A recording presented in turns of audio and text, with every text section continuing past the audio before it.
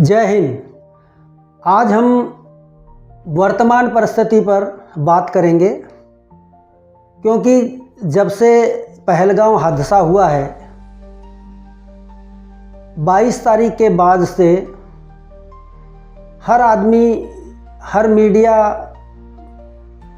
एक ही बात पर जोर दे रहा है, बदला लिया जाए।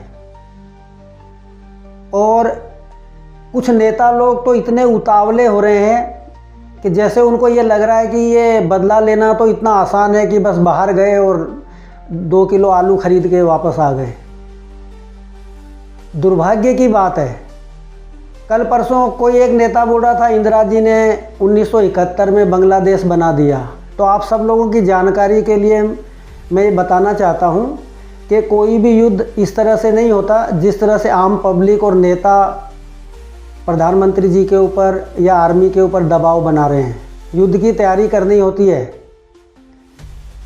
1971 का जो उदाहरण दे रहे हैं, उन नेताओं को जान लेना चाहिए कि वो युद्ध इंदिरा जी के हिसाब से 28 अप्रैल को हो जाना चाहिए था, लेकिन जनरल मानेकशॉ ने मना कर दिया था, जिस पर इंदिरा गांधी को बहुत गुस्सा भी आया था।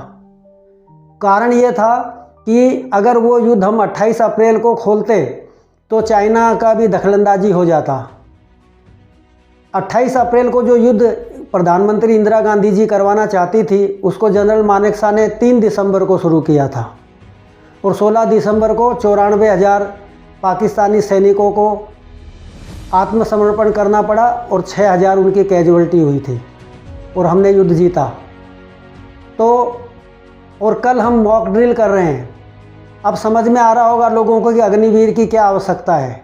आज हमारे पास 7-8 लाख अग्निवीर होते तो ये मॉक ड्रिल करना कितना आसान हो जाता, सरकार को कितना आराम से अपना काम कर सकती थी।